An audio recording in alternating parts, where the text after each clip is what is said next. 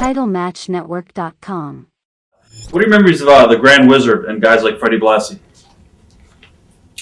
Grand Wizard, was the Sheik's manager in Detroit when I was there. Before I ever came to New York or Pittsburgh, when I was a student. And he was just a great guy. And so when he came in here, we bonded naturally. He was my first manager in here. First 2 years I wrestled in New York, I didn't have a manager. And I did all my own interviews. From being able to talk to going, it's quite a switch. Right. Never had a manager. And the idea was, why waste a manager on a guy that's only going to be here 3 months? So, second time I come in, we did great business the first time. Second time I did great business. And next time I had Ernie as my manager, Grand Wizard. And he was fabulous, just really good. And we were friends from way back, so it was a good thing. I needed somebody to talk because now I had enough leverage and was over strong enough in the WWWF that we needed somebody to talk for me when I wasn't available. All right. So that's the role he played.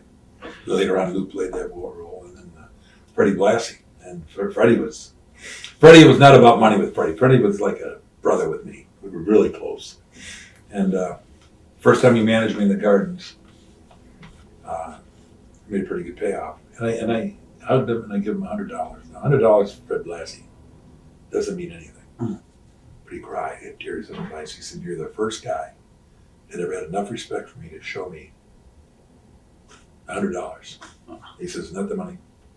So, we bonded pretty good. You went away for a little bit and you came back, and I think it was around 1984 when you returned. And then you were being managed by Mr. Fuji. What are your memories about being managed by Mr. Fuji? And did he ever rib you? Really, it goes way back before. He tried to pull a rib on me, and we reversed it on him when he first came into the WWF. This would have been in the probably early 70s, or late 70s. First time he came into Tanaka. Tried to rib on me, and I had everybody in the locker room for over a month not talk to him. He'd walk in, "Hi," and everything. It wasn't a month, maybe a week and a half. All right. Weeks. The time blends after a while. And he was ready to leave the territory. We were driving him nuts. And finally I said, "You remember that rib that pulled on me? Brother, we just pulled one on you, brother, never." So he didn't mess with me. Right. Did you find it more competitive around this period of time? Because it seemed like a lot of guys were now fighting for the top heel spot. You got to understand the business. You talking about 84? Yeah. My career was over. You got to remember, I was at the age where it was over, really and truly, or should have been. And Vince Sr. was still alive in 84, I think. 83, 84, he died right at that. Right around that period of time. Yeah. He called me in my last Garden show that I saw him alive. And we'd gone way back, and I told you, I traveled with him. When I would come in, I'd do the 2 TVs with him, and later on when Vinny come in, he would drive, and the old man would sit here, I'd sit here, and Ernie Roth would sit here until he died. So it was pretty close. And he called me in the Gardens, my last Garden show, I was going back to teach. He had a tear in his eye. He said, "George, this is going to be your last run." He said, "You're at an age where we don't want to push you so far that it becomes ridiculous. You've been a top star here. We want to leave the fans with that impression." And I had a tear in my eye too. It was coming to not because of the business, because of a relationship. Right. It was coming to an end. And we kind of shook hands, and that was the end of my career, as far as I was concerned. He died that spring, and I got a call from Vince Jr. wanted me to come back in. He had this idea, and I didn't think it was a very good idea. But I came back in, and we played as a heel for a while with it. And then that's when we did the little switch. And then they wanted me to quit teaching, and I didn't think that would work. But I had 25 years of coaching, so I was really ready to quit teaching and coaching. So as we made that switch to babyface, or whatever you want to call it, I call it from being a serious heel to a cartoon character. But the business was becoming a cartoon character, so right. So I accepted that challenge, and I went that direction. And it worked out really, money-wise, it worked out great. I was right underneath the Hulk most of the time with Randy Savage. And then one of the greatest matches they ever had was probably Randy and the Dragon, what's his name? Steamboat. And that was kind of the end of the cartoon thing for me, really, too. But my career was over before that. When me and Mr. McMahon had the discussion, that's when it probably should have been over. And then greed took over in my part, and I made a ton of money after that. How different? You got to team up with the Crusher in Chicago in '87. Was that a good? Did I? Yeah, it was just like a one-time deal. I don't remember. So it must have been real powerful. And you said you liked working with Ricky Steamboat and stuff at WrestleMania 3. No, I didn't say I liked working with him. Not at all. Didn't say that at all. Okay. I said they had one of the greatest matches of all time. It was a performance. It wasn't a work. Right. Back around this time in '84, '85, how crazy was the drug and party scene? It was getting strong, really strong. Just because of the traveling and stuff like that?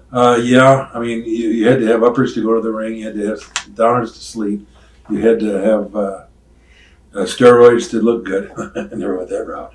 But you had to do certain things to survive. I worked 87 straight days when we started the road thing. Right. And that's when I quit teaching and went full-time. And it's 87 straight days. And 7 days in a row is New York, L.A., New York, L.A., New York, L.A. I mean, it was San Francisco. That's crazy. So East Coast, West Coast, all the way. I mean, it's killing you. Did you get mixed up into any of the pills at the time, or not really? I got really hooked on halcyons, right. Sleeping pills, so I could sleep at night. I was never involved in the other stuff. A little bit, you know. I never really got into the cocaine, but I'd sniff some of it, just enough to see what it was all about. Never did anything for me. Never did the marijuana much. I smoked 2 or 3 times. Like, this is a joke. I mean, I just didn't need it. Right. I was pretty high on life, I think. But it was all around me. It was all around me. Steroids. I mean, I can remember, even as an agent, guys punching each other in the butt with needles, and needles laying all over the place. It was huge. It was legal. That's what people forget about. Right. Back then. There was no law against it. It all started with the WWF, I think. I think the things that are going on today in baseball and football or whatever is really out of touch. It's not reality. This Mitchell report, the guys have always done whatever they can to be the top of their game. Guys were taking uppers.